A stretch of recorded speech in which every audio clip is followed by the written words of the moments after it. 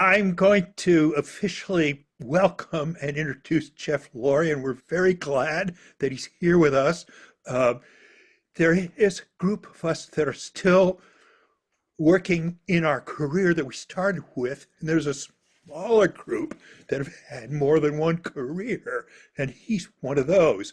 Um, Art and baseball. But I wanted to start by quoting a couple lines from his great book, From the Front Row, Reflections of a Major League Baseball Owner and Modern Art Dealer. I might have put Modern Art Dealer first, but otherwise, a great title. He says, if there's one overarching lesson I would like to share, it is that passion is the key. We may value art or value athletic talent, but we cannot put a price tag on passion. There's no substitute in work, in life. Then he says, I love this one. Uh, One of the earliest lessons I learned growing up and at Yale was to always keep an open mind and continually look and listen. We are all actors on a stage, but we are also the audience to greatness that finds its way into our lives. And here's what he did. And I think we're going to find out more about that. If we take a seat in the front row, we have the opportunity not only to witness the best in life, but also to learn how all the plays that will ultimately shape and move our world. This is great. I mean, one of the things when I read the book that impressed me the most was his contact with great artists that those of us that had 1 minute of art history would know their works and their lives, like Henry Moore and uh, for God's sakes, Dolly, and lots of others. But I thought the first thing I would ask Jeff is, when did you first get interested in the visual arts? Getting interested in the arts? Yeah. Well, I think it started with my mother taking me around to auction houses when I was 10 or 12 years old. I sort of balked at most of that, but she wanted me to come and look at something other than a baseball game. Ah, And we would go around to the auction houses and look at the works of art, furniture, other things. And I would start to, I guess, have opinions about what I was seeing. But none of it really registered, I guess, until I got to college, until freshman year at Yale. And um, I do remember, however, my mother taking me to Central Park. And I don't know if I mentioned this in the book, but she took me to Central Park when I was 4 or 5, even earlier than that. And on the way out of the park, she would say, would you mind if I stopped? I have to use the ladies' room. Well, that was a pretense for getting into the museum. And how do you tell your mother you can't use the ladies' room? So we would go in, and it now reached my mind that what she was doing was, one time she walked through the Egyptian part, another time through the Greek and Roman. In very short doses, I was being exposed to works of art. Often it was sculptural. And that was one of my early passions in my dealing life. But I think it had to do with being exposed to it in the strangest possible way, or a unique and loving way, any way you want to put it. But if you don't see the works of art, you don't get to experience them, and you don't have opinions. yeah, yeah. And so when I got to Yale, I went up, as many young New Yorkers do, to be a pre-med student. And after introducing myself to chemistry, zoology, and botany in the first few weeks, I had to take one of the disciplines. We all had to take something in the history department. So I took art history. It sounded interesting. And I called my parents and I said, I really like this art history stuff. I really have no interest in the zoology and botany and chemistry. And if I have to take, what is it, organic chemistry next semester, it's not going to be fun. I really have no interest in it. And there was dead silence on the end of the phone. My parents were like shocked. What is he ever going to do in his life? So I took the art history, and the path from there introduced me to other people at school. I mean, some of our classmates. I don't know if any of you remember somebody named Lauren Boswell, who was in our class. Lauren um, was a young man whose family had owned a major dairy in Fort Worth, Texas, and they sold their dairy in 1960 for then $40 million, which was a lot of money at the time. And one night I was in Pearson College, which is where I was living. A young man sits down next to me and he says, I don't know anything about art, but I know you do. Now, this is sophomore year, and you're taking art history. He was basically a loner. And I'd seen him in the dining room, but always sitting by himself. And this night he came and sat next to me and he said, my family has just sold their dairy, and I have a lot of money to spend and I want to buy some art. You know something about art. Would you go with me? So what did I do? We went back to New York where my mother had dragged me around to then Park Burnett auction galleries. And we started looking at the art, and he got interested in a um a Renoir pastel. And we went back to the sale. And the two of us sitting in the front row, were 19 years old at this time. And I started bidding on it for him, and we bought it. And that was the beginning of it. And I guess things repeat themselves, the the trips to the auction galleries and seeing and using your eyes. And I told my mother I was in New York yesterday with a classmate of mine, and we bought a work of art at Sotheby's. And finally, I guess the terror of her son not being a medical doctor had worn off, and it went on from there. You mentioned early on Vincent Scully. I think a lot of us experienced him as a great teacher, but you not only took his course, but you stayed in touch with him as a friend for the rest of your life, right? The rest of his life. Yeah, he was. I guess I owe most of what I'm doing to or have done in my career to my parents, but I also and to Yale. Of course, without Yale, it doesn't happen. And also to the man that I met and was most drawn to was Vincent. And he he was magnetic. I mean, you would go into his into did any of you take his course? Yeah, good.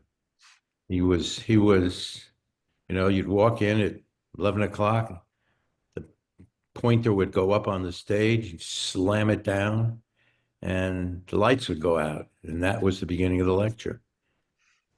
And he was, he knew everything about 20th century architecture, but he also knew a great deal about painting and sculpture. And that was what interested me. But he also taught me how to see and how to look and how to appreciate things. I mean, I had no contact with great art growing up. The little Rembrandt etching that my mother bought, which she treasured all of her life, that was about it. But Scully taught me how to challenge myself, how to look, how to listen, and how to be inquisitive. And I think that's the great lessons I took from him. And we maintained a friendship all until his 97th year. And even when he retired, he moved back down to South Florida because of the winters. And I would always invite him to opening day. And he loved to come with his wife, and we would sit and watch the games. But Vincent had an eye for the ladies, as some of us will remember. You remember that traded wives with one of the other professors in my junior year. Um, and I said to him, in, how are you enjoying the game one time, or second or third time he was there? He said, the game is great, but those dancers, those girls are something else. He was 92 at the time. He still had his eye for great architecture and people. Great architecture, indeed. And I remember speaking at gave a eulogy at his memorial service, and it was a really tough thing to do. There has been no one else like him that I know of. There are other great art history professors, but nobody that had the vision and the way to interpret things that Vincent had.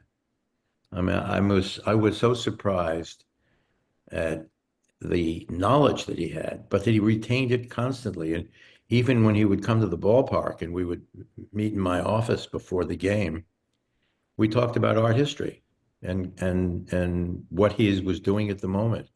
I mean, even in his 90th year, he was traveling around the world. And I guess that's what made him as interesting as he was. He kept himself interested and interesting. And that's probably the key to it all. I got a question, if I may, John. This is Jay Hatch. Jeff, I'm sorry, glad Hey, to Jay. be able to, I didn't think I was going to be here today, but I am, so I will take an opportunity to ask you a question. You just made a comment about learning from Vince to listen and uh, see. What do you listen for in art, particularly when you're involved with your art? What kinds of things are you listening for or about or Well, I'm taking in? listening. I'm listening. Usually, it's listening to people because works of art don't speak. Although, in poor English, people say they speak to me, but that's not a truism. I listen to the commentary all the time.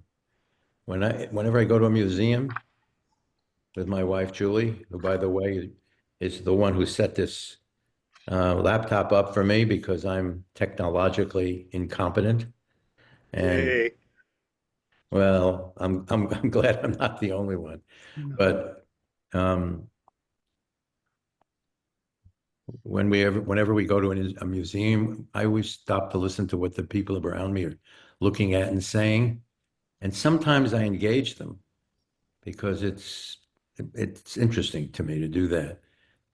What am I looking for? I'm looking for always for great works of art, and that's what I've done in my business, Jay. All of my life is the quality level of them.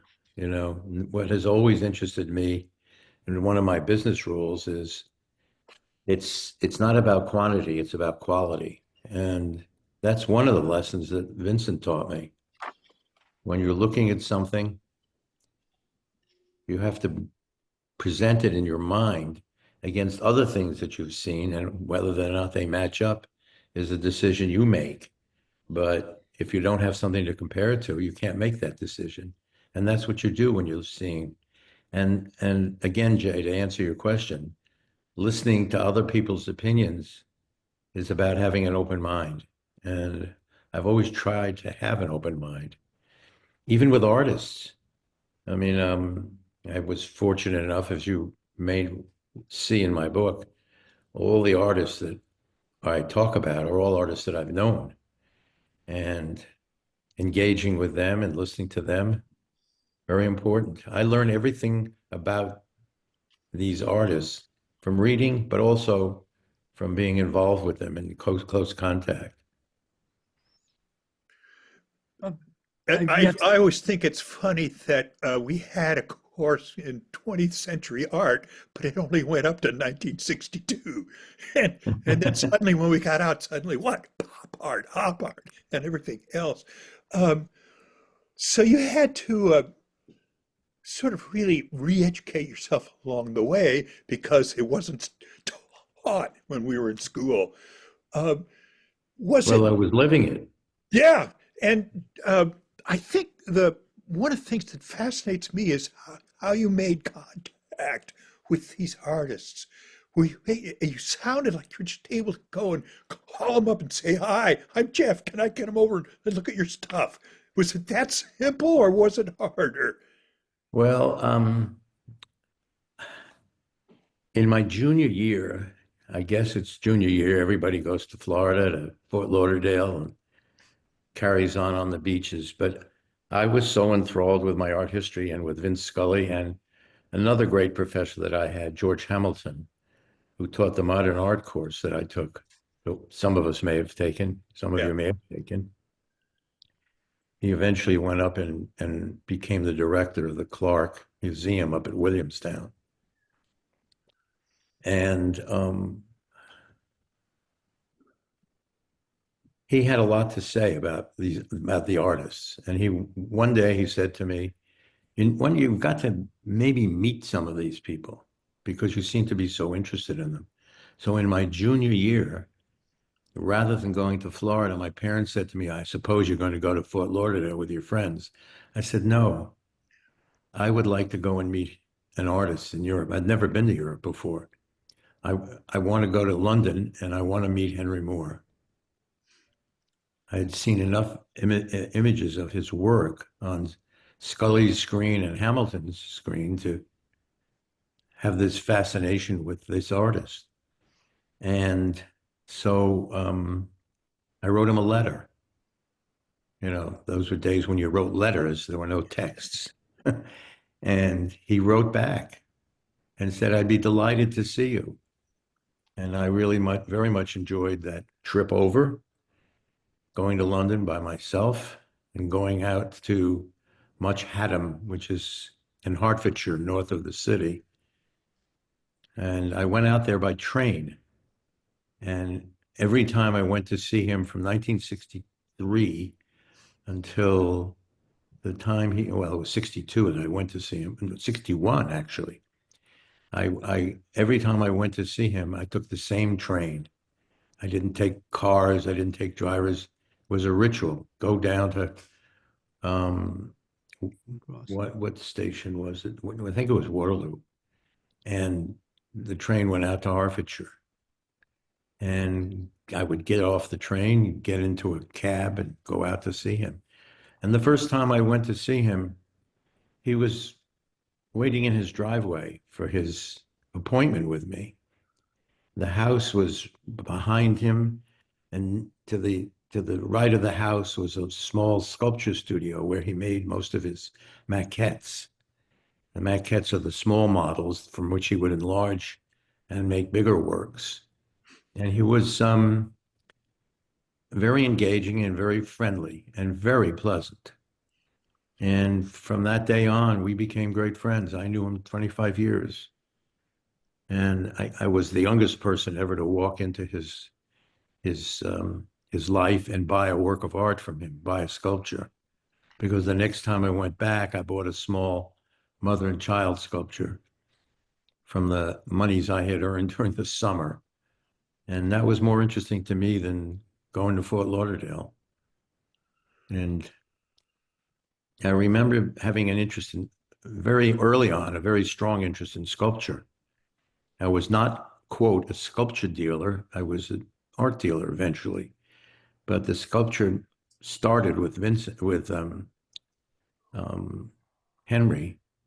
And one day he said to me, you know, you ought to meet some of the other sculptors that I know.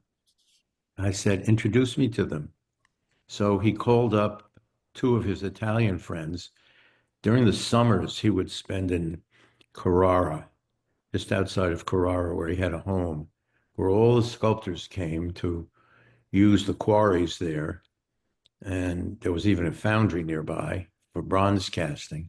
But he was interested in doing his carvings. And he did them during the summer in Pietrasanta, where he had a house. They were all within a few minutes of each other.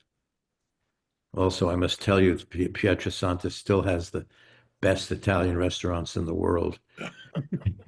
Anyway, he introduced me to Marino Marini. I don't know if any of you know his work, but he was the most important Italian equestrian sculptor. And Marini then introduced me to Giacomo Manzu, who was the Pope's favorite sculptor and artist, who did the doors, the left door, the left side of the front of the St. Peter's. He redid the doors and very religious subjects, but he was not a religious artist, nor was he a religious man. He was just a wonderful man and a great sculptor. And his imagery is mostly cardinals with the flowing robes, whether seated or standing. And it was never about a religious intent. It was always about the what happens when fabric undulates and around the body, and what does it do, and how does it fall. And he was a sensitive, super guy, and he had a wife who was a German ballerina. And every time I went to visit them, the best Italian food I ever ate was in that house. And they were very kind to me. And whenever I went there, I was able to buy works. And when I'd see Henry, he'd say, "Have you seen Giacomo lately? Or have you seen Marino lately?" And they were all kind of friendly during the summers. And but they were all doing their own work. But there was no competition. Today I think you find a lot of contemporary artists compete with one another. These men were not competing. And you can see Manzu's works all around the world. You go to the Tate Gallery and you can see Marino Marini's greatest horse and rider. Um, it was an image that he loved to use to talk about the what he called the end of the world that was coming and the stress that he lived with. After all, he had lived through World War II, and it was not a fun thing for him. And I remember the first time I went to see him. He lived in Milan, and we had a wonderful meeting, and he took me downstairs. He had his studio in the house in which he lived on the ground floor. He'd taken over the entire ground floor. And he was very proud to show me all the sculptures he had there. And I actually bought a sculpture from him the first time I saw him. Um, I still have it. And there were other great sculptors from Max Ernst, who did lots of sculpture, and Roy Lichtenstein, who did sculptures. All of these artists were friends of mine. And it wasn't as difficult as it might seem, either getting references from other sculptors or other artists, or just calling them and introducing yourself. They didn't have galleries that represented them the way artists do today, who protect their artists. They don't let anybody come between them for fear of losing them to another gallery. It was a lot less strict, and you just had to have the energy, which I guess I had, to get on airplanes and go and visit them and sit with them and converse with them and involve them in your life a little bit. I remember when my daughter was born, I got a telegram from Henry Moore congratulating me. And I hadn't told him, somebody had told him, but he he was very forthcoming and very, very, very kind. All of them were. There was no ego problem with any of these artists. What was Giacometti like? Giacometti, well, the Giacometti story is a story I'm still annoyed with myself about. And in fact, I'm writing another book right now, which has taken me, I think I'm in my fourth year and about 600 pages so far. Almost finished. It's a history of um, modern art. It's called The History of Modern Art. And I look at all the works of art that I'd sold or let get out of my hands, starting with Blue Period Picasso, all the way up to the Pops and a little bit after the Pop with Roy Lichtenstein. I had some great masterpieces that I should have kept, but you can't keep everything, I guess. So the book is going to be called A History of Modern Art, My Dumbest Deals. And it really uses all the works that went through my hands to explain the history of modern art. That probably it's going to be the first kind of book like it since what John Cannaday book that we used in art history at Yale. I think that was the book. um, looking at and explaining to people what they see. And I'm having a lot of fun doing it. But what was your question before I got off on a tangent? Giacometti, I wondered Oh, about. Giacometti. Yeah, he was one of my heroes, and I had remember Hamilton took a class, our class up to the Wadsworth Atheneum to see a Giacometti exhibition. And when I walked in to look at the sculptures, I was mesmerized. I was in love with Henry Moore's work, but Giacometti, I don't know what happened, but I just stood there in the class. I mean, I remember Hamilton had to come over to me and drag me out of there when we were finished with our viewing and discussions there. Anyway, I kept that in my mind, and I remembered that he was having I remembered an exhibition that he was having. I guess it was in '62, just after I graduated, at the Pierre Matisse Gallery in New York.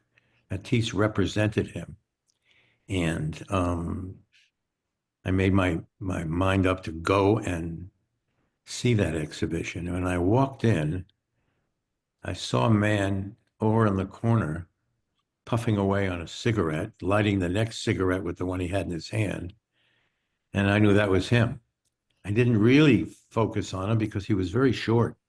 And I was looking for a bigger man with his ruffled hair and his his persona, which you couldn't miss. And I went over to him and introduced myself to him. And we had a little conversation. And then when we both left, we rode down in the elevator together.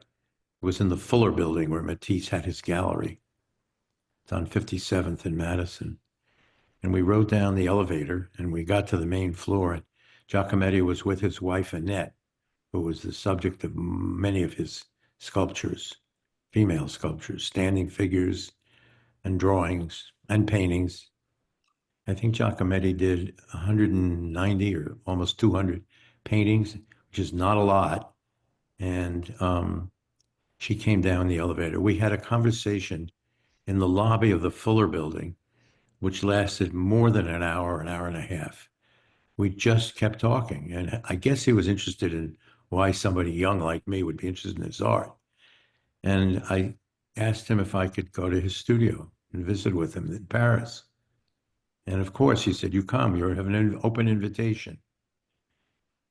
Well, one of the dumb deals I made, which I'm talked about in my new book, is I never pushed myself to get there quickly enough because he died in a year or two later. I didn't know he was very sick, or I'd have gone over there the next day. I mean, I remember once buying a sculpture from Manzù, one of his cardinals.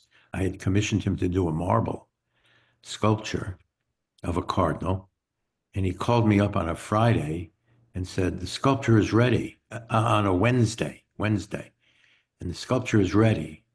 I said, "I'll be there tomorrow." I went right to the airport, got on a plane, went there because I know that if you leave anything in an artist studio during the course of a weekend, somebody else can walk in and the artist will, and that'll be the end of it.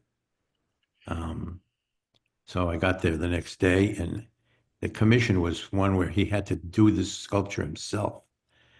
And when I arrived at the front door of his house, he showed me his hands.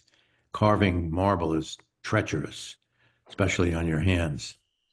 And they were all bloodied and bandaged. And anyway, I never got to go see Giacometti. And after that meeting, and I've regretted it for most of my life.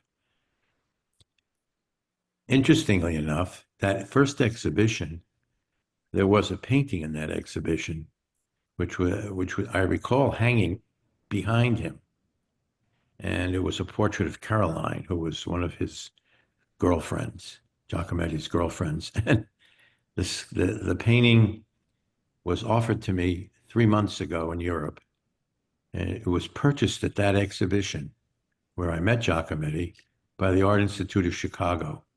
And for some unknown reason to me, they decided to sell it. I guess they were buying some contemporary something, needed the funds, and it came my way. And it's a full circle. sculpture, the painting that was in that exhibition that I recall vividly, is now mine. So I didn't get to go to the studio and spend time with him the way I did with other artists, but I did get to spend time in the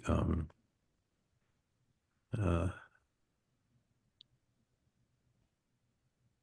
I got no, I didn't get to spend time. I got to purchase Yeah. the painting that was in that first exhibition. Matisse didn't want to sell anything out of that exhibition unless you were an institution, and then I couldn't buy anything there.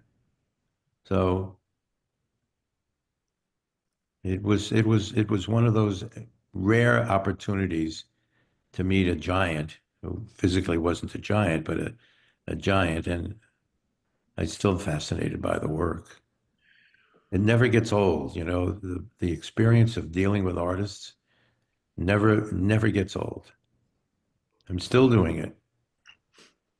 And my wife has introduced me to a young English painter, and she's, I guess now the rage of England, and she's 35 years old, less.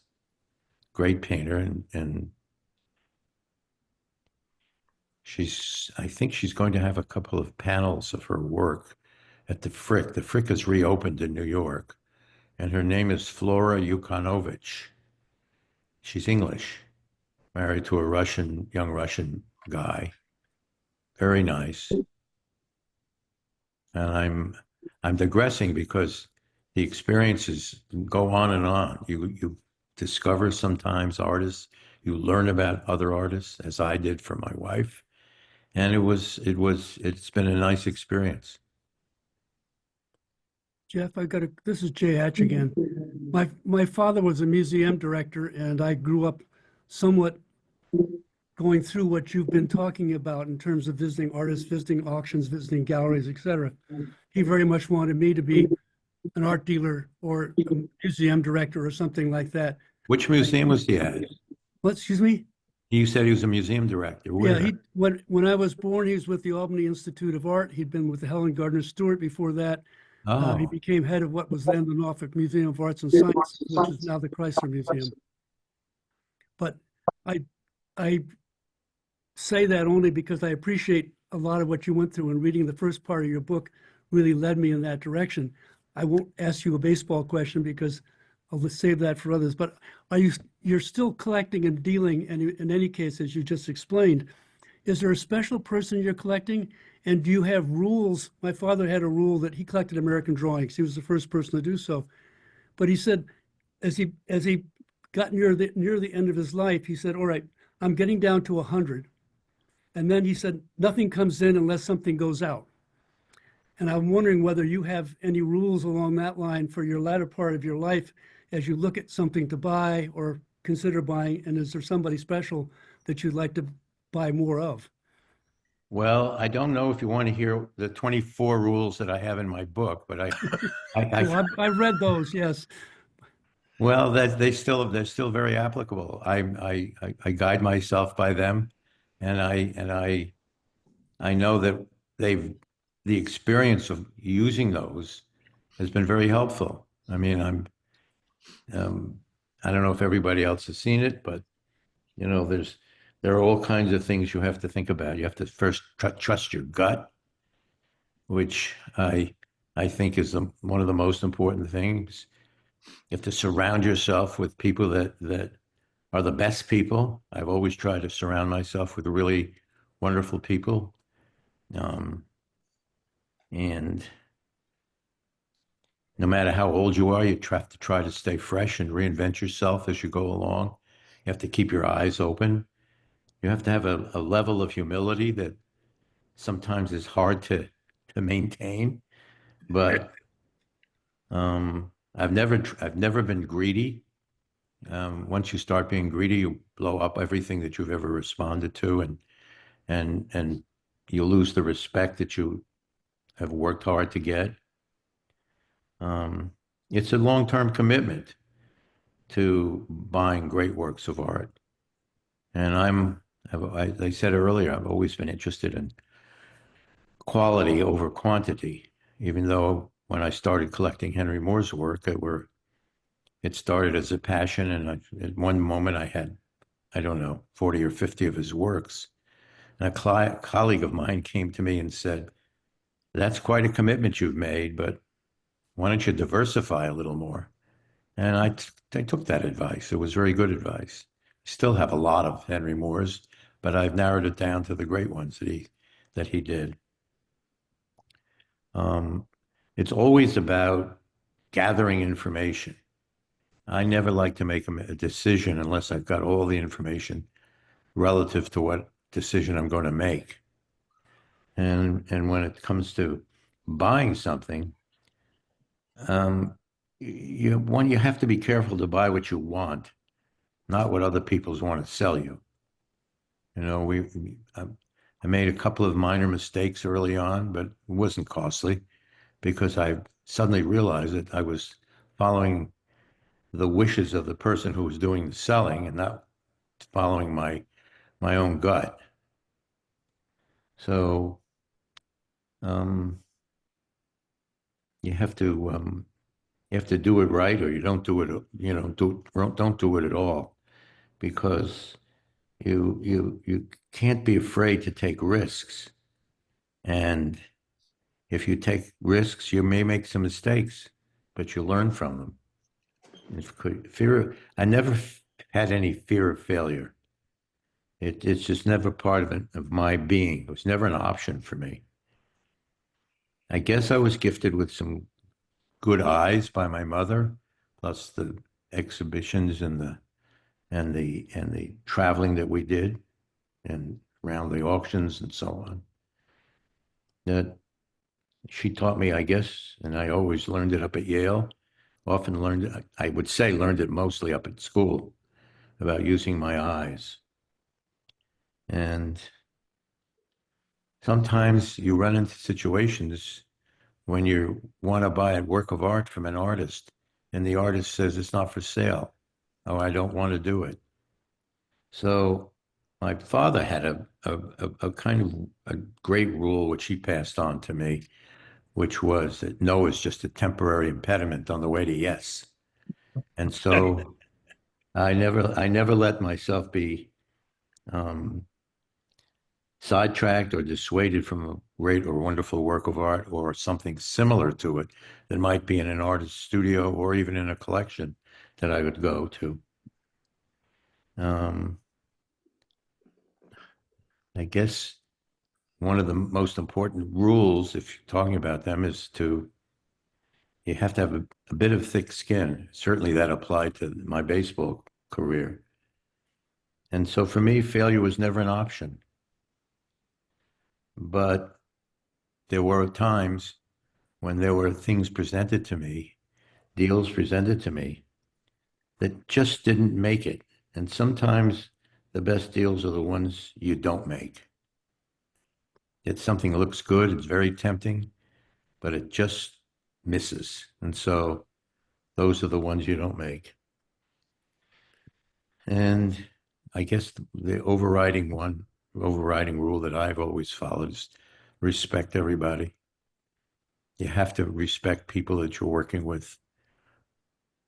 If you want it back, you got to give it. And that's stood me in good stead. The question of taste is, has your taste evolved and does it continue to evolve? Were there things that maybe 40 years ago you loved and you don't like anymore, and there's ones you like now that you wouldn't have liked a couple decades ago? Does your taste change, in other words? Yes, my taste has changed. I was pretty much brought up with the great classic artists, Picasso and Giacometti and Leger, and I had a hard time looking at contemporary art until the 70s when I met Roy Lichtenstein. And I I commissioned him to do some works, important paintings that he did for me. And it was an entirely different world than pop artists. But don't forget, in the 60s and 70s, these other artists that I've collected were contemporary artists. No. Today they're not looked at as contemporary artists. They're artists of the 20th century, modern artists. But I do spend time seeing and looking at what's going on now.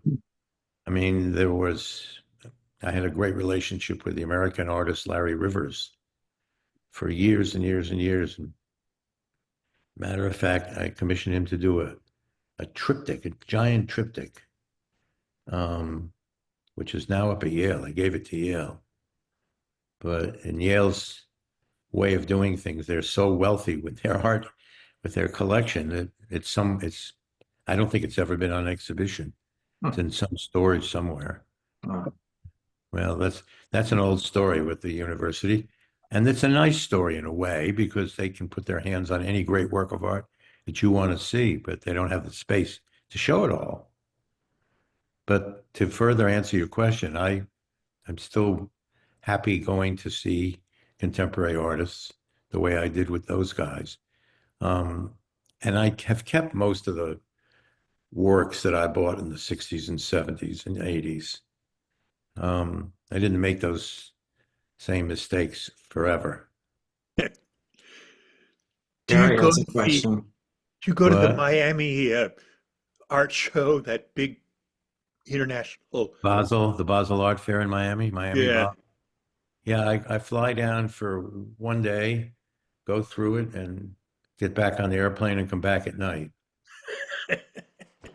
I I spent a number of years in Miami with a baseball team, and when I sold the team, I left Miami, went to my apartment, got my luggage, and I've never really gone back um, because I didn't care for what happened to the team and the handling of the franchise when I sold it. Mm. Gary Yeah. has a question. Yeah, Jeff, what did you end up majoring in? Art history. I probably took more art history than anything else, but I had an interdisciplinary major in art history, provided the glue that held it all together. Thanks. Art history was a lot of fun. I mean, it's still part of my life. And all those rules, by the way, that I talk about before, they apply both to baseball and my art world. Yeah. You know, they're all sort of a compilation of common sense experiences. And if you don't pay attention to them, you kind of go astray and make mistakes. And I try to stay within myself with those thoughts. Tim, you had a I question. have a question about your collection, and you mentioned the Frick reopening, and there was The a reason, wonderful let me review of interrupt that. you for 1 second. The reason I mentioned the Frick was I had mentioned Flora Yukonovich, and you know the Frick is an institution that's devoted in great measure to Rococo and earlier things. And Flora, her work is very much influenced by that period of time. In fact, she had a couple of very large paintings at the Wallace Collection in London to show what the influence of that kind of art has on a contemporary painter. And I think the Frick asked her, and I think it's going to be in the fall, to do some panels for them, which are going to be part of the show in the fall. So if any of you are in New York, I'd be curious to see it. She's a magnificent painter. Hmm. Well, I was just wondering, this is more of a personal question about how you um, how you manage your own collection, where you have it, what your plans are for it later on. What impressed me about the new Frick is the way, with the second floor being used for the art now, not offices, it's really to kind of show what life was like for the family when they were living there and what pieces they were looking at as they'd wake up in the morning. And you mentioned giving a piece to Yale, and it's in storage. Where do you have your art? How do you show it? How would you like to see it handled in the I future? lend the art all over the world whenever I'm asked to. I I have a lot of it at home and a lot of it in storage. Can't keep all of it in one place. Insurance companies won't let you do that. So we kind of rotated around. I haven't made any decisions about ultimate disposition of everything, but I continue to give away works of art. Um, the the artist Sean Scully, I don't know if anybody knows his work. Um, Great Irish artist, uh, called me one day and said the Philadelphia Museum is going to collect my work in great depth. You have a work which I'd like to see there. Would you give it? And so I said, okay, I'll give it. Let me buy something else from you that I can replace it with. And we did that. But to answer your question, I lend things all the time, everywhere. Mm-hmm. And I don't believe that I'm an owner of anything. I'm a caretaker. We're caretakers of the homes we live in. We're caretakers of the art we look at. Um, and then we need caretakers at the end of our lives. But that's another story. Mm-hmm. Yeah, Jeff, my father did the same thing with his collection. He had a very strong feeling that it belonged in, it could be in private hands for one generation only. And then he wanted it to be in the public. And so most of what he got his 100 down to is now at the National Gallery. But he followed the same rule of believing that it belonged to the people and not to an individual. Well, I'm not going to dictate. It may be that everything gets sold or given away. I'm thinking about that right now. So, Jeff, I am curious. You come out of Yale, you become an art dealer, having a lot of success. You know a lot of different artists, and you love the art, you love the relationship with the artist. And then somewhere along the line, you become a baseball owner. How does that occur? Well, it goes back to the word passion that we talked about earlier. And I think the other passion that I had as a young child was baseball. My father introduced me to it, and I played, like all kids, play the Little League and the American Legion baseball.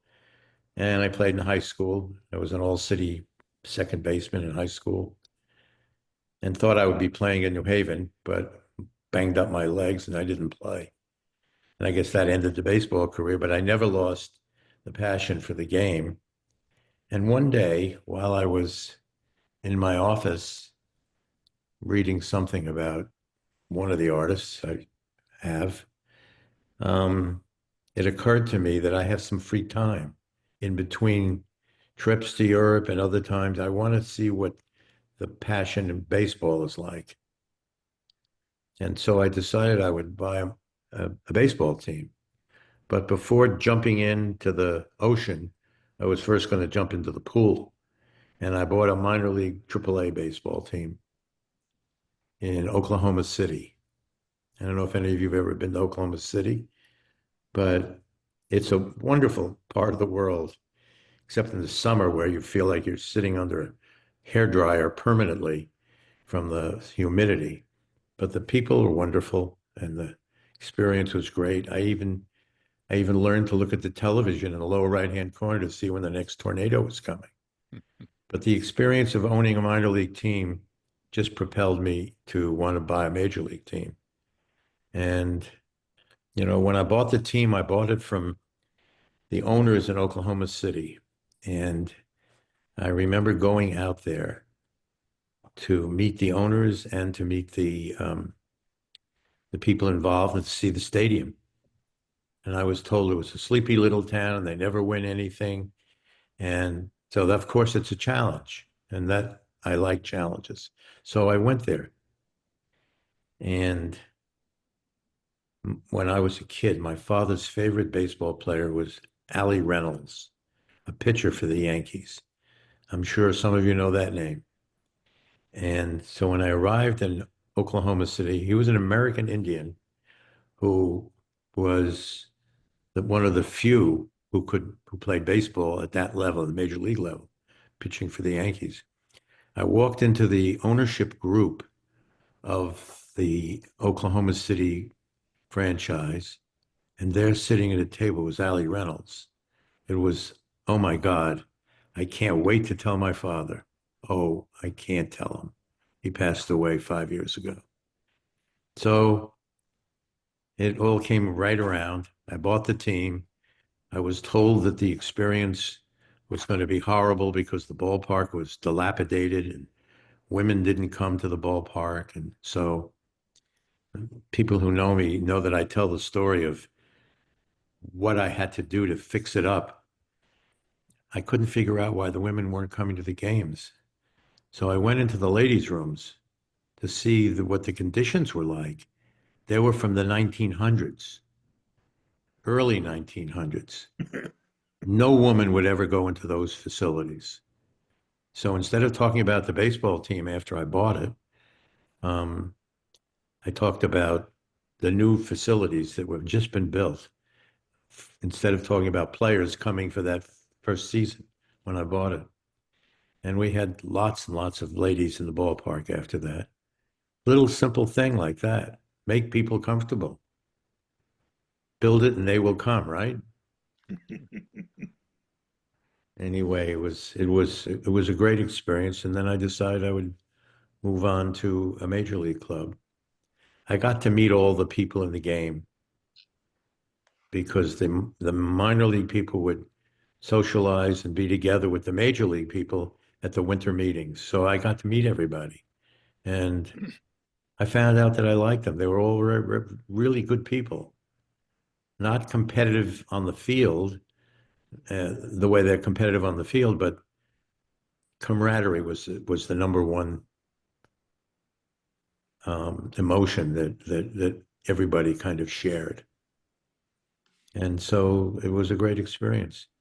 And I remember in 1992, there was a horrible hurricanes and tornadoes in Florida. I can't remember the name of the storm. Uh, it was devastating to South Florida. And we were playing in our playoffs that year. And people had told me that nobody comes to the playoffs because it's football season starting on September 1 in Oklahoma. And I said, well, we'll see about that. And so I came up with the idea of letting everybody in the ballpark who wanted to come, no expense, no tickets. You come in free as long as you bring cans of food for the hurricane victims. We had, I don't know, the ballpark held 15,000 people. We had 20,000 people there that night on September 2nd. The fire chief came over to see me and said, you can't do this. And I said, it's going to be 3 hours. There's not going to be a fire here. And so we had this great experience. Cars lined up down what was it, I-44. And it was a playoff season that was terrific. And we won. People always said that the team would never win. We were an affiliation with the Texas Rangers. We were their AAA team.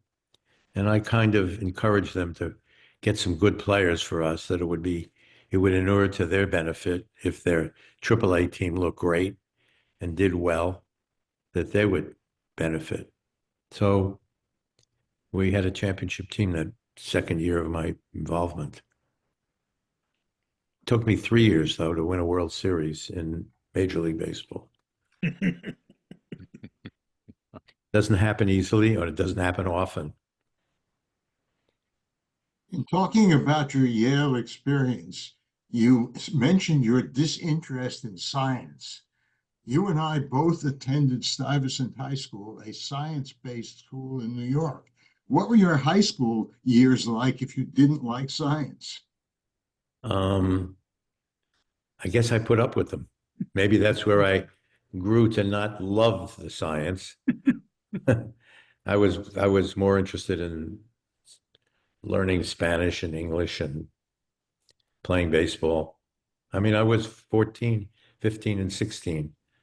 I guess I had no scientific bent, really. My father was a lawyer, but he was also an engineer and an inventor. I don't know where that didn't get to me, but I guess it was my mother's influence. But Stuyvesant experience was. Were you in my class at Stuyvesant? No, I was a class of 58. And I was 57. We won the city championship then, 57. I wasn't much of a hitter, but I was a pretty good fielder. And I remember hitting a ball over the left fielder's head in one of the playoff games. I was so surprised that I could hit a ball over the left fielder's head that I stood at the plate in amazement. And until somebody said, "You better start running." And I got thrown out at the plate trying to make an inside the park home run. But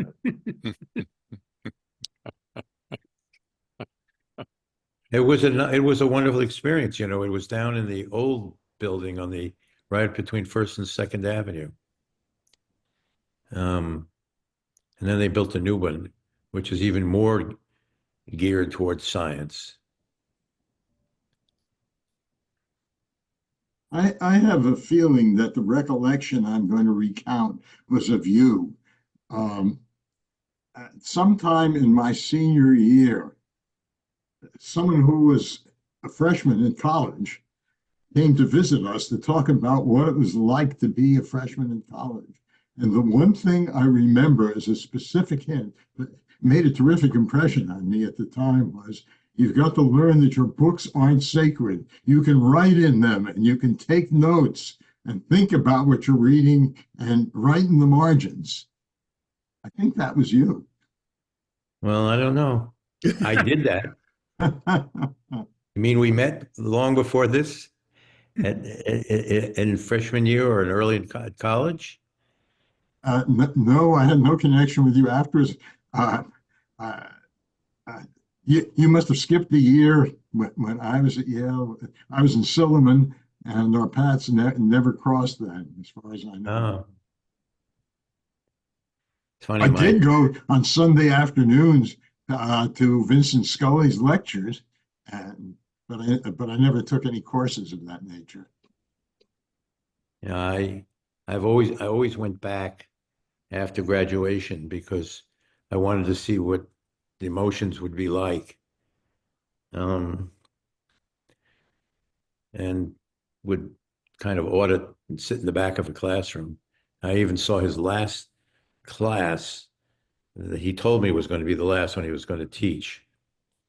And I went up there to see it, and it was same story, same great lecture, except at the time I didn't have a book, and the students didn't have books. They were writing notes. They all had laptops in front of them and taking their notes on their laptops. So the only noise you would hear would be click, click, click, click, click all over the room. And he was, I guess, 92 or 3 at the time. And he didn't miss a beat. So why did it take 3 years to get a World Series? And what did you do to may bring that about in 3 years? Well, I originally purchased the team in Montreal to be a part owner, but baseball wanted to take the team back. A complicated story, but they wanted to take the team back from Montreal because they weren't drawing. We were doing what we had to do. We couldn't get a stadium built. There was no money. And so there was an opportunity to go to Florida. Fellow in Florida wanted to buy the Red Sox. And my son David was a lawyer, is a lawyer. He now has a podcast called Nothing Personal with David Sampson. It's an unbelievable podcast. And you hear him as if he's the president of the baseball team, which he became, talking about what's happening in sports. He doesn't report the news. He analyzes what you're seeing. And he has opinions about that and movies and so on. Anyway,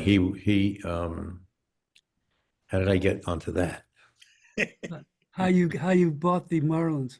Oh, so David arranged, along with some of our lawyers, but it was really David, for a 3-way swap I moved to Florida.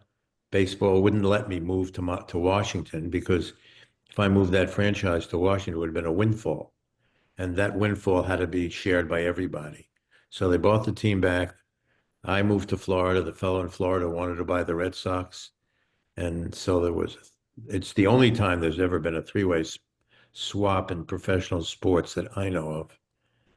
And it was 2001 or two that I would move down there after, and then we won the championship in 2003. But it's a very difficult thing to do, winning championships. Everything has to fall into place. You know,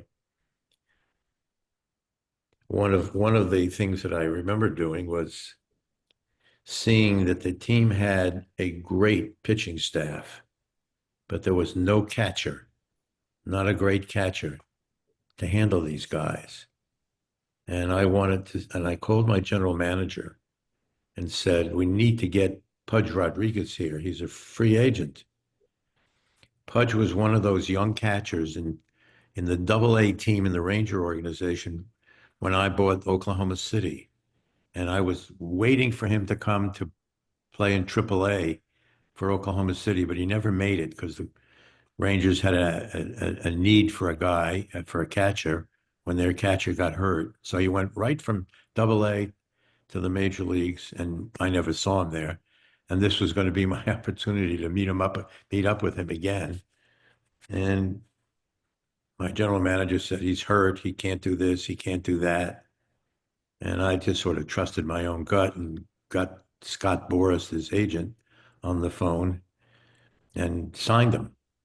And he came and he handled those great young pitchers with such dexterity and cleverness and brilliance that we got all the way to the World Series and won it with him. Wouldn't have happened without him. Larry Price has a question. Yes, Jeff, a classmate of ours, Rully Carpenter's family owned the Philadelphia Phillies, which as soon as Rully got his hands on it, he sold the team. And his comments at the time were baseball has changed, ownership has changed, and there are a lot of very wealthy men in here who view it as a hobby and not as a business, and we're selling. And since Rully was a DuPont in disguise, he was kind of, I guess it's gotten even worse with Mr. Cohen and the Mets, whatever. But did you ever have any misgivings about your co-owners and what they were doing to the game? Well, I mean, the other owners in the league, you mean? Yes. No, I mean, there were. I don't think I ever had any issues with any of that. I didn't take. I took the level from the street level of what the game was supposed to be doing and how it was to be played, and I took into account financial needs and the financial ramifications of the game. But I never questioned the decisions that were being made by the commissioner or anybody else. I do know that when he sold the team, the ownership group that they brought in was pretty good people. And they're the ones who got the new stadium built. It's a lot of work doing all of that. And you have to surround yourself, and it's a full-time job. I don't know how I even did it, but I guess I surrounded myself with good people, and we all worked well together. I never met Rully, but he certainly gave up on a great franchise. Although I must say the fans are never very friendly to me or anybody else who comes in from out of town to Philadelphia. But they're very passionate, again, passionate about their teams. So I guess that's where it all starts. Well, my question was more, Mr. Cohen has a a team payroll of some $500 million when you include the luxury tax or Yeah, whatever. exactly. And the Yankees are at 460. Uh, and the average team payroll is a third or a quarter of that. And there are four teams that have payrolls of less than $80 million. I mean, they're almost playing different games. And I don't know. There are 32 teams, and two of them are kind of setting the tempo. How do the other 30 owners feel? You were in that position. Well, when you're in a small market, you're limited by your revenues. And guess Miami was considered a small market, even with revenue sharing. It's hard to sign big players, free agents that, are looking. When I signed Stanton I don't know, in 2010 or 12 or whatever, to a $325 million payroll, it was a contract. It would have been unheard of. But I thought that this would be the key to bringing more people in. Yes, he brought more people in, but eventually when I sold it, the new ownership traded him instantly to the Yankees because the contracts were backloaded and the bulk of the funds were due then. I don't think I don't think that the small market teams have an easy chance of winning because you just don't get the players you want. I mean, look at the Dodgers. They have a $470 million payroll. You're gonna They'll be right there at the end. The Yankees will be there at the end. Phillies, but the Kansas City team won't be there. Minnesota has practically no prayer. Um, it's difficult with the lack of revenue. And we did all we could in Miami to raise revenue, but it's not a major city. And now it's even more difficult because they have a soccer team there that draws most of the Latin market to the soccer stadium. Although I must say, when I sold the team in 17, we had a all-star outfield from Stanton, Ozuna, and Yelich, and those guys were traded instantly by the new group that came in, led by Jeter. It Okay. strikes me that in the end, I think you sound like you're glad you had the baseball team, but you were also somewhat relieved to move on or move back to art in the sense that the business side of it just was a Well, quagmire. I was okay with dealing with the business side. I always took it as a challenge and we did it. The reason I sold the team was we had a superstar pitcher on our team named Jose Fernandez, and he was tragically killed in 2016 in a boating accident in the middle of the night in Miami Sound. And that just did me in. He was like a son to me, and I followed him from his days. There's a wonderful chapter, if I say so myself, in my book Yeah. about him. And if any of you have the book, read that chapter. It'll bring tears to your eyes by the time you finish it. It still does to me when I read it. But I just thought I couldn't deal anymore with that kind of tragedy.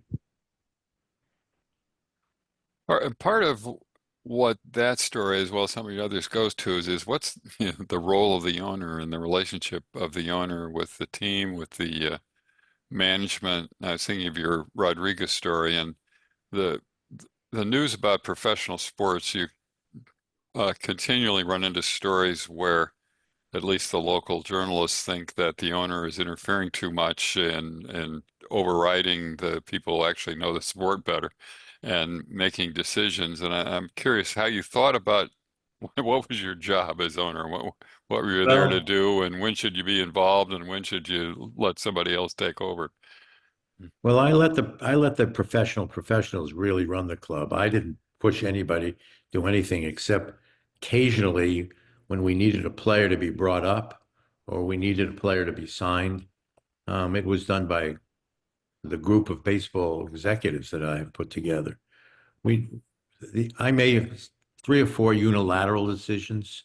I brought up Rodriguez, and then the year of the World Series, we had a problem, and I'll answer your question further. But we had a need for an outfielder, and when I brought on Jack McKeon, who became the manager at 73 to manage this team in the middle of the season, it was because I felt that we weren't performing well. I made that unilateral decision, and it turned out to be right. And McKeon was a tough guy and a wonderful guy. He's 95 years old today, and he could still manage a team. I speak to him every month, and we have this wonderful love affair. And I keep telling him that he's my hero, and he keeps telling me, "You're the only owner I ever worked for who didn't butt in all the time." And I guess that summed it up. But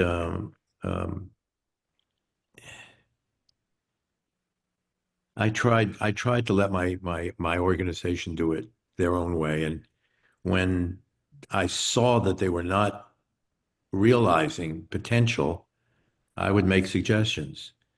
And when we needed that outfielder, I went to see the general manager, same one who told me not to sign Rodriguez.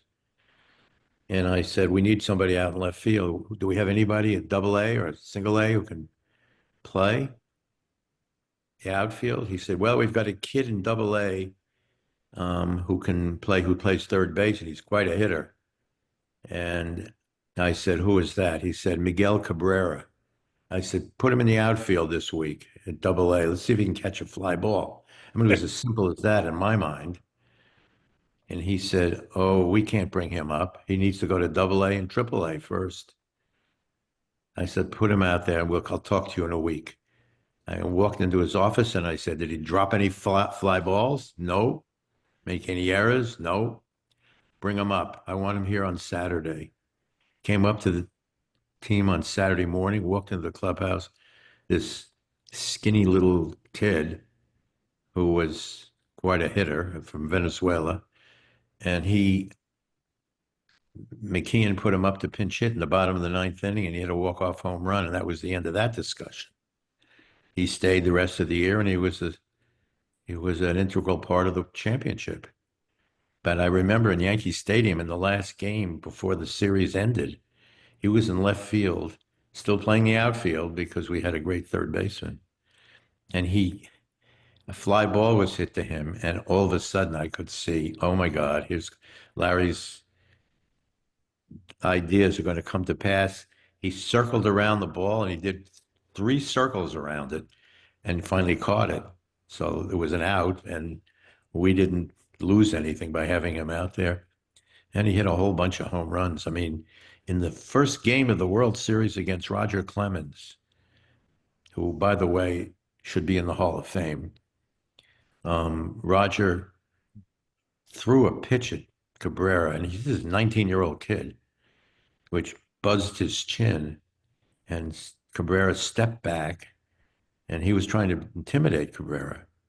And Cabrera stepped back out of the batter's box and glared at him, stepped back in the batter's box and hit the next pitch over the right field wall. That was the end of the intimidation process. You just had a, I just had a feeling this kid was going to be something special, and he was. You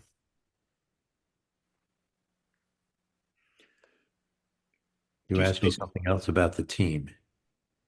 I was just, I mean, you're talking to the question I had, which is, how did you think of the role as the owner, the Well, relationship with the team, with the players? it's a delicate, it's a delicate dance. You don't, I never stuck myself into the middle of everything. And McKeon will tell you, I never told him who to play or what to play and who to put in the lineup. Once he asked me, and I said, Jack, I'm not getting involved with that. I'm not going to take the fall for your mistakes. So you go make your own mistakes. And it was a special moment for me anyway in 2003. I remember when McKeon walked into the clubhouse after I hired him. The manager then was a fellow named Jeff Torborg, and Jeff came to me and said, I can't do the job. And I said, well, I'll find somebody. And we had a friendly parting of the ways. We remained friends until he passed away a couple of weeks ago. And I hired McKeon. I walked around my office and I asked every executive there, any ideas about who we should perhaps replace our manager with? And the traveling secretary, who knew everything because he'd been around the game a while, said there's a fellow in Chicago, in Cincinnati named Jack McKeon who had just retired, and the year before he had put the Cincinnati Reds almost at the playoff level from a very crappy year that they had had. And I was intrigued by this man, so I asked him to come down to Florida to meet me on a Friday. He came down, and I met him at a restaurant on Collins Avenue. And I walked up to what I thought was him sitting outside in the sun. There's a guy, I had never met him before. There's a guy sitting there with a plaid shirt, different kind of plaid pants, and a plaid jacket. 3 plaids, none of which matched. And I said, oh my God, what is this going to be about? Now realize I'm an art dealer and I'm looking with my eyes. I wish I had kept them closed. Anyway, we had lunch. And after that lunch, I decided I was going to hire him. 73 years old or not, he knew the game and he knew how to deal with bad players. His nickname was Trader Jack, and he was the general manager for the San Diego Padres, and he had been a manager in Kansas City. Everybody knew Trader Jack. And so I hired him. I called him up that night after he went home. Hopefully he got rid of those plaid outfits of his. And I called him up and said, Jack, I'm going to let you manage this team at the end of the year. Come down here on Sunday. He comes down to the ballpark and he walked in to the clubhouse and he was standing to the side. I was going to introduce him to the players. And several of the players, I remember Dontrell Willis came up to me and said, is that your father, Mr. Loria? No, it's not. You'll find out who he is. And so I introduced Jack McKeon, and he was about 5. He still is about 5'6" or 7. He needed a little box to get to the microphone. And I remember the first words. Are there any women here? Yeah, there is one. He got My wife. It's okay. What? It's my wife. It's okay. Okay. So he gets up on the box and he looks around and he says, if you guys are going to play for me, you're going to leave your fucking egos at the door. And there was dead silence. And he treated them like men and they respected him and they played hard for him. And he won a World Series. The mouth didn't stop. It continued in the dugout the first night of the World Series in New York, where the Yankees, we were playing the Yankees, and the Yankees had their World Series banners flying, Frank Sinatra singing New York, New York. The players had gone out to see Monument Park in center field, and it was the ultimate intimidation. And I'm sitting with Jack in the dugout. The first game hadn't started yet, and the players are walking back from the outfield from Monument Park, and Derek Jeter was giving them the finger from the dugout as they passed the Yankee dugout. And I turned to Jack and I said, I think we have a problem here. Do you mind if I spend 20 minutes? Now, I'm not a rah-rah guy. I had never given them any kind of speeches. I left that up to the manager. I said, do you mind if I speak to your players for 20 minutes, for 20 seconds, maybe 30? He looked at me in the eye and he said, my players, they're your effing players. Half these guys don't know if they're in Hoboken or New York. So go talk to them. And I went downstairs. I took a baseball bat for the opening game. I smashed it on the table in the middle of the room on the big table that holds all the supplies, broke the bat in 50 pieces. And I said, listen, you're younger than these guys. You've had the best record in baseball under your new manager. You're smarter, you're faster, and there's no reason you shouldn't beat them. And I turned around and walked out. That was like 30 seconds. That was the extent of my involvement, but it must have done something because we won that first game and won the World Series. Great. I never liked injecting myself, there are professionals who know more than I do, but it's a matter of selecting the right moment to say something. So reflecting on your dual career as art dealer and baseball owner, uh, are these skill sets at all overlapping? Are they divergent? What's your sense of it? What does it take to be able to do both of those? Well, I think it's all those rules that I spoke about earlier. They apply to both. Um, I was able to do both because I wanted to.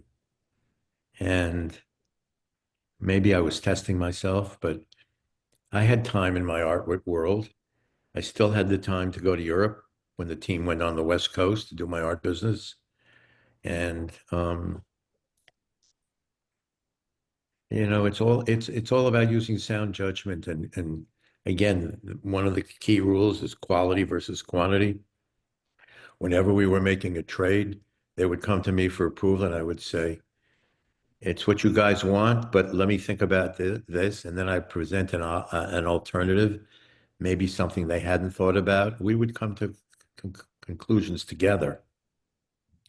I was not one of those tyrants, except for hiring Pudge Rodriguez and bringing up Cabrera, which I obviously still remember. But I had great people. And I worked at putting together great people even towards the end of my career. The year when Jose died, I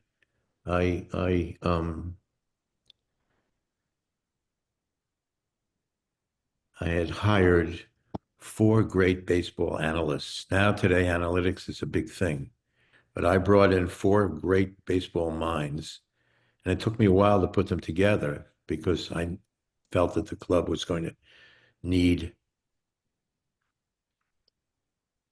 vision to be able to compete with the big market teams. And then when I sold the team, Derek Jeter, being the fool that he is, got rid of everybody and destroyed the ballpark. That's another story, and it's not worth telling again. But It's in the book. yeah, well, it's worse than what you read about in the book. What he did, it you just can't go from being a shortstop to a CEO. It doesn't work.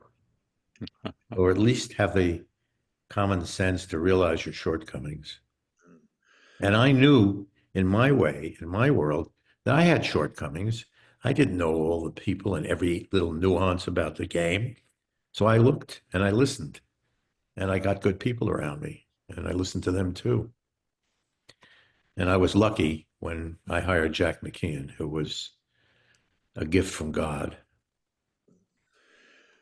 Well, Jeff, you have given us a wonderful sense of who you are and how you did the wonderful things you've done so far. Thank you so much for sharing with us. Very open. Well, I'm happy. Just And I'm happy great. to see all of your faces in front of me. Just great. I think we just all appreciate Appreciate so much it. your willingness to come and When talk. when is our next reunion? Years? 27, Yeah. I mean, 27. Well, God willing, we can all see each other then. Knock on wood. Say Absolutely. hello, will you, please, if we're there in New Will Haven? do. Absolutely. We all Definitely. will. Many Please thanks for the opportunity. tell us thank about you our for coming, Thank Jeff. you.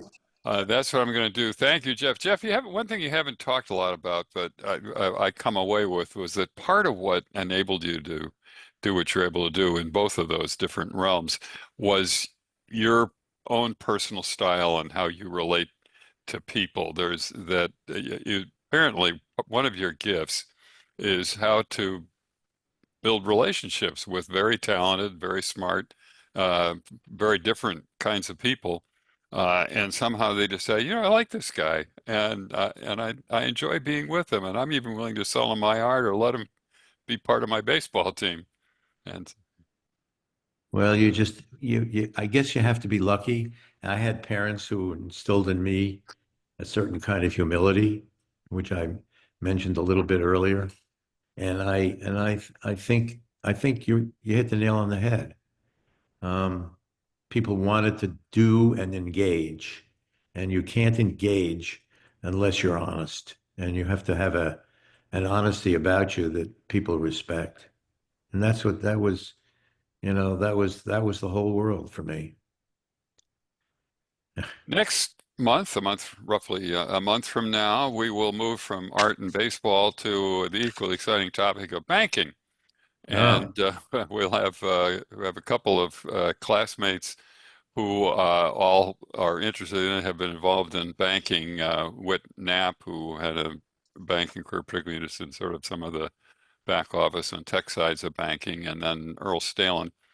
And both of them will be part of the presentation next month. So what I'm hoping this will turn out to be is a chance to explore what's happening in the world of banking. If your sense is like mine, it's a mysterious world that seems to have changed a heck of a lot in the last 60 years or so.